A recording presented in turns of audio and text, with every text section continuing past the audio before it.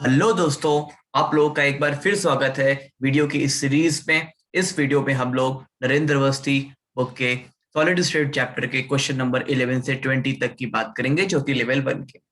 अगर आप लोगों ने क्वेश्चन नंबर 1 से 10 का वीडियो नहीं देखा है या आप लोगों को कोई प्रॉब्लम है तो प्लीज नीचे उसका लिंक मैं शेयर कर रहा हूँ, आप प्लीज एक बार देख लीजिए।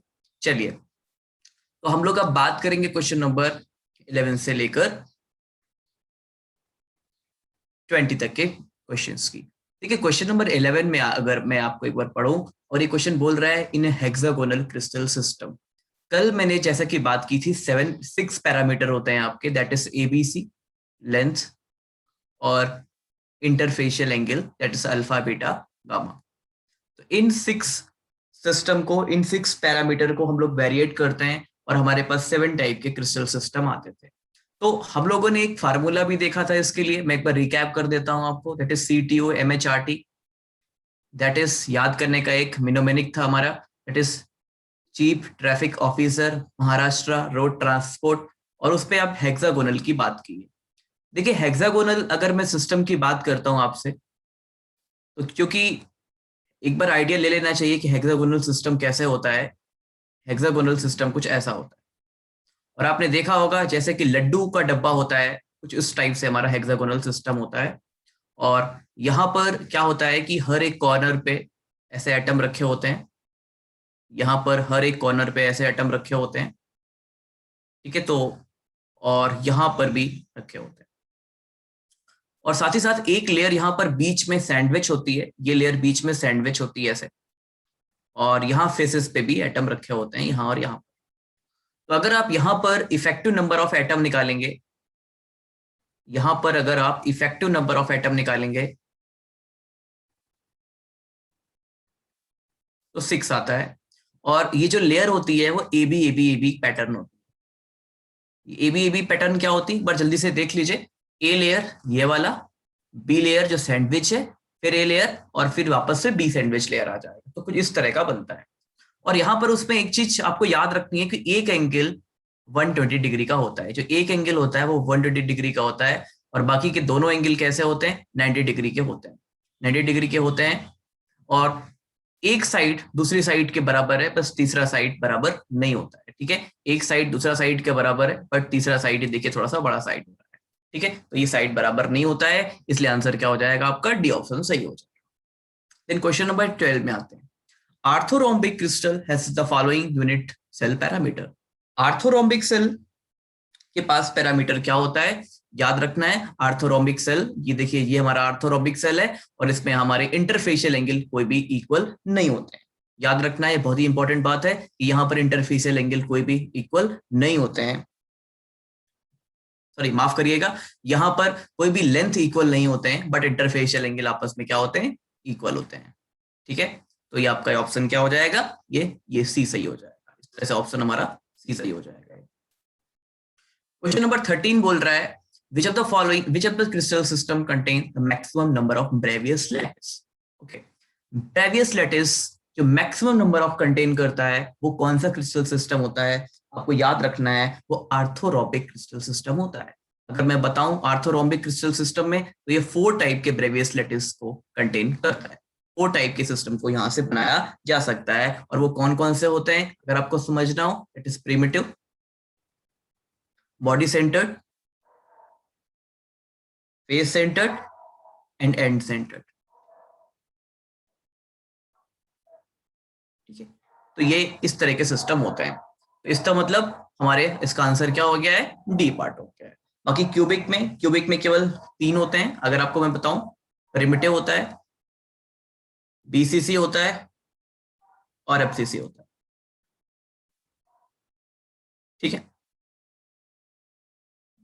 ओके, नेक्स्ट आगे चलते हैं।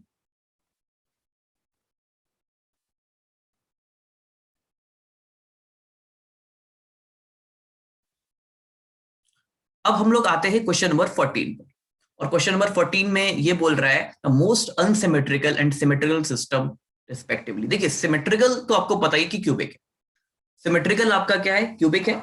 और मोस्ट अनसिमेट्रिकल क्या होता है आपका, क्या होता है, टेट्रागोनल होता है। तो क्योंकि टेट्रागोनल पे क्या होता है, टेट्रागोनल पे a is equal to b not equal to c होता है, अनसिमेट्रिकल हो गया इसलिए, और क्यूबिक में क्या होता है, सब कुछ इक्वल होता है, सारे के सारे 6 पैरामीटर क्या होते हैं, इक्वल होते हैं, दैट मींस एबीसी इक्वल है और अल्फा बीटा गामा इक्वल है। क्वेश्चन नंबर 15 में the crystal system of a compound with unit cell parameter.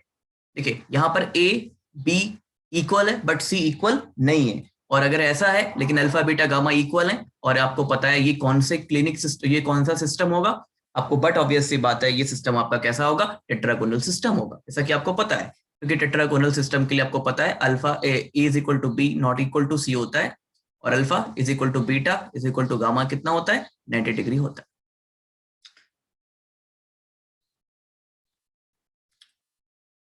Question number 16. In the primitive unit cubic unit cell, the atom are present in. Atom कहां पर present होते हैं, याद रखना है, primitive unit cell में। Primitive unit cell में atom जो होते हैं केवल और केवल वो कॉर्नर पे प्रेजेंट होते हैं, ठीक है, केवल और कॉर्नर पे प्रेजेंट होते हैं, केवल और केवल कॉर्नर पे प्रेजेंट होते हैं, तो corner of the unit cell. Question number 17. In the body centred unit cell the lattice point present at. देखिए लैटिस पॉइंट क्या होता है, लैटिस पॉइंट आपके एटम को, मॉलिक्यूल को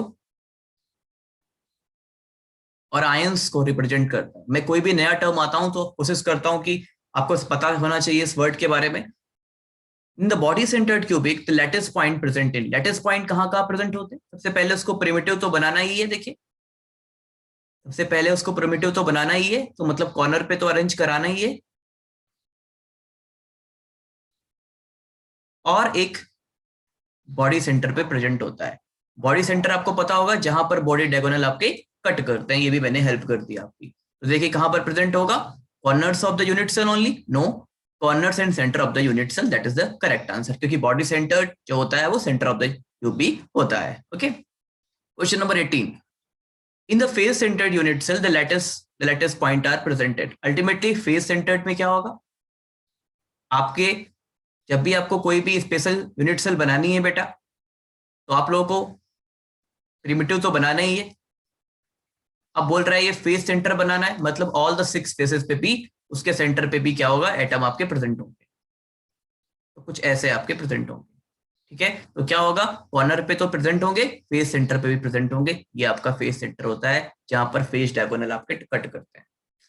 the effective number of atom per unit cell in the simple cubic FCC and BCC, आपको पता है यहाँ पर 8 × 1/8, ठीक है, दैट इज 8 × 1/8, दैट इज 1 आ जाएगा। इसका BCC में क्या होता है, 8 × 1/8, ये तो रहेगा ही, प्लस 1 सेंटर का, क्योंकि कोई नहीं शेयर करेगा 2, और FCC में आपका 4 आता है, ठीक है, तो आंसर क्या हो जाएगा, 1 to 4 हो जाएगा। बोल रहा है लास्ट क्वेश्चन है, what would be the effective number of atom per unit cell in the end-centered cubic if this type of unit cell exists in the nature. By the way, अगर end-centered exist करती है, end-centered मान लीजिए exist कर रही है, monoclinic में exist करती है, जैसा कि मैं आपको बता दूं बेटा यहाँ पर, तो क्या होगा बेसिकली, यहाँ पर और यहाँ पर एटम होंगे, साथ ही साथ प्रिमिटिव तो बनाना ही है, अपोजिट फेसेस पे होते हैं, तो कॉर्नर के लिए शेयर क्या हो गया, 1 हो गया, और फेसेस के लिए 2 को मिलाकर 1 हो गया, तो आंसर क्या हो जाएगा, 2 हो जाएगा, ठीक है। एंड सेंटर्ड में आपको पता है अपोजिट फेसेस में एटम होते हैं, ठीक है, और ये बेसिकली किसके लिए एग्जिस्ट करती है, मैं आपको बता दूं, ये ऑर्थोरोम्बिक के लिए और मोनोक्लिनिक के लिए एग्जिस्ट करती है। ओके, तो चलिए बहुत बहुत थैंक यू आप लोगों का कि आप लोगों ने पेशेंसफुली इस वीडियो को देखा। हम कोशिश करते रहेंगे कि आपको ऐसे ही सीरीज में आगे भी आपको क्वेश्चंस की सीरीज देते रहेंगे। Okay, so thank you for all for watching this video.